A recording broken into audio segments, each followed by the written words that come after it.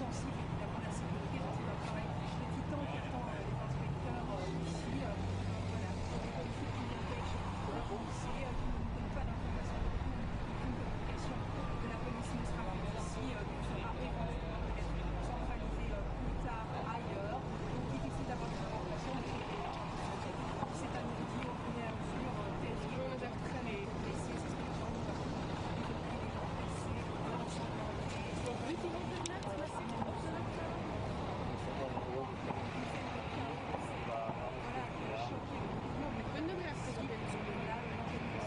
Inzoomen en dan uitzoomen.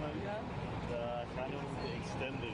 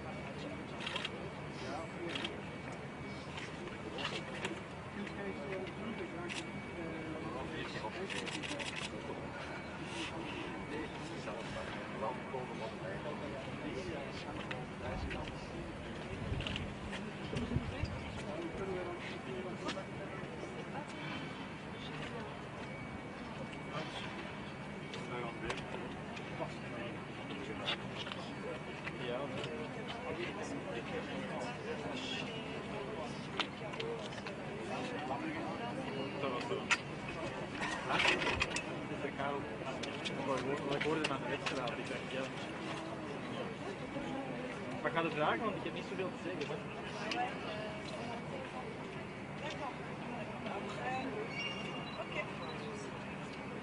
Over wat? Ik hoor je niet. Sorry, dat valt weg. Over?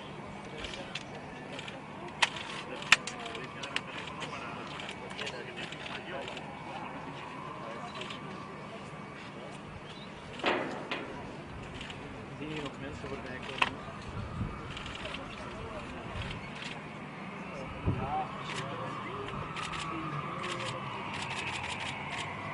Wat horen we niet?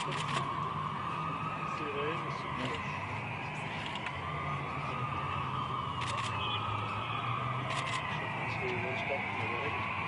Dat is doof, hè?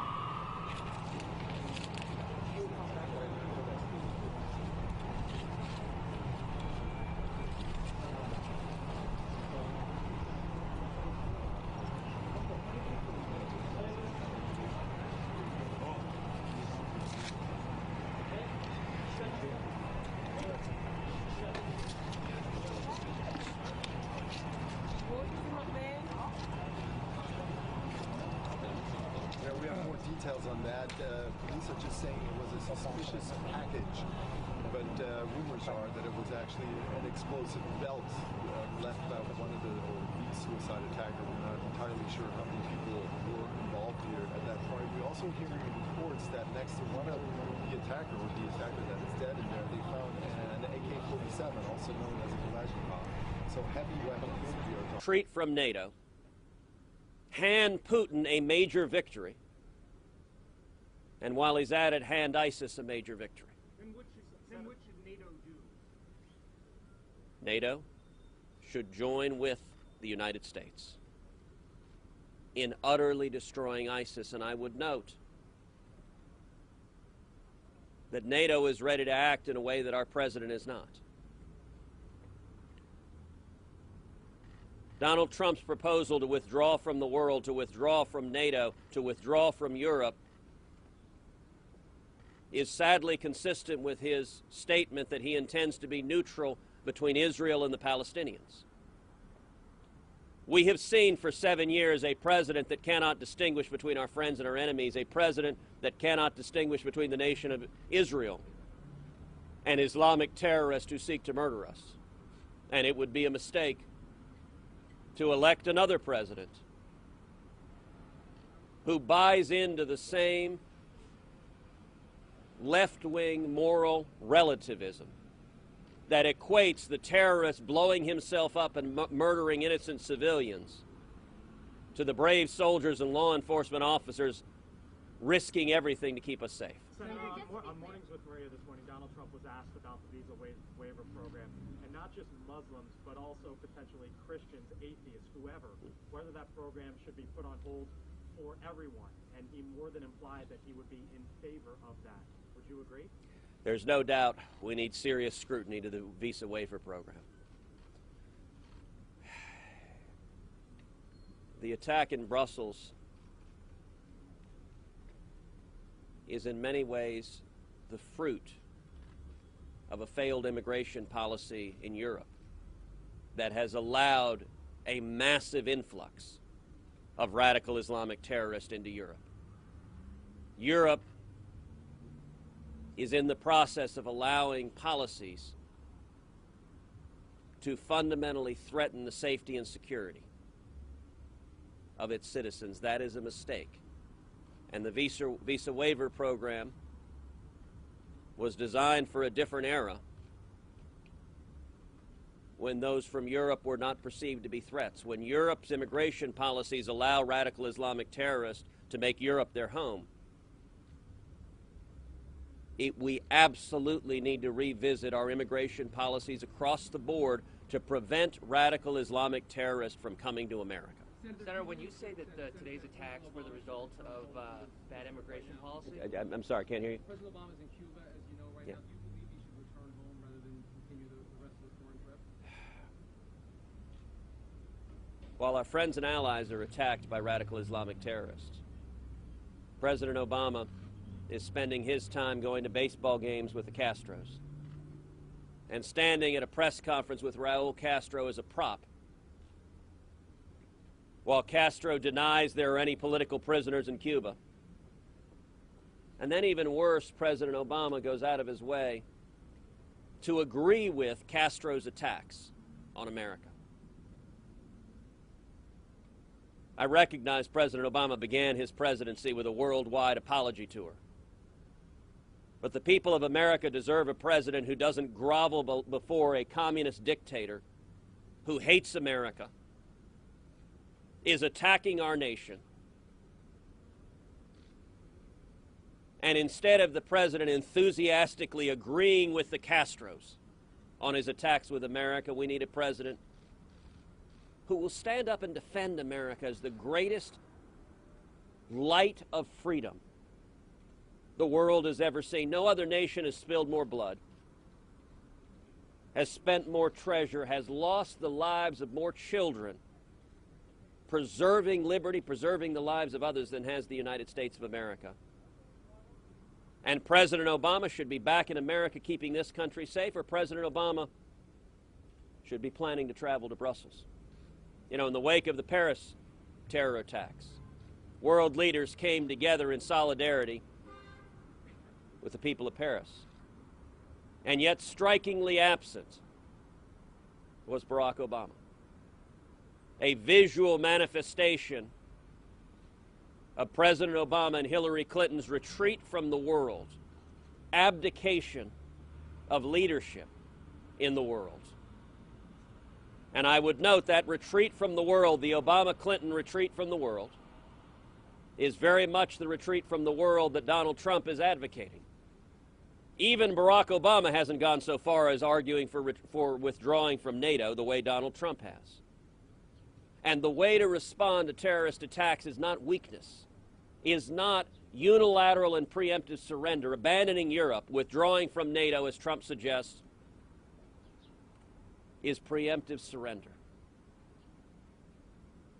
We need a president who understands that America needs to lead. We need to protect the interest and security of America first, and we don't do so by leading from behind.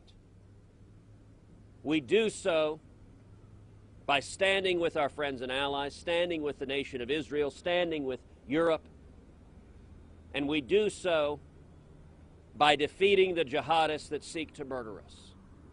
These are serious times, and we need a commander-in-chief who understands the nature of the threat, who will call it by its name, and who will utterly destroy it. What would be the first thing President Cruz would do in response to the Brussels attack? The first thing you do in response to any attack is utilize law enforcement and national security tools to make sure there are no attacks imminent, to track down everyone related to the cell and prevent any immediate attacks. But beyond that, we need a comprehensive strategy. ISIS, where it is located in Iraq and Syria, we need a comprehensive strategy to utterly destroy them. That involves carpet bombing them to oblivion, taking out their command and control headquarters, taking out their communications lines, taking out their infrastructure, taking out their energy, taking out the oil fields, taking out their sources of revenue, taking out their finance, taking out their personnel. It involves arming the Kurds on the ground, who are our boots on the ground and are fighting with ISIS now, and this president still refuses for political reasons to arm them. It involves using embedded special forces and whatever troops are necessary, but we will not send American troops into combat with rules of engagement, as this president does, that ties their hands behind their back and makes it impossible for them to fight and defend themselves. If and when America uses military force, we should use overwhelming force. Kill the enemy, and then we should get the heck out. And consistent with that, we should be working closely with our allies to track down and apprehend radical Islamic terror.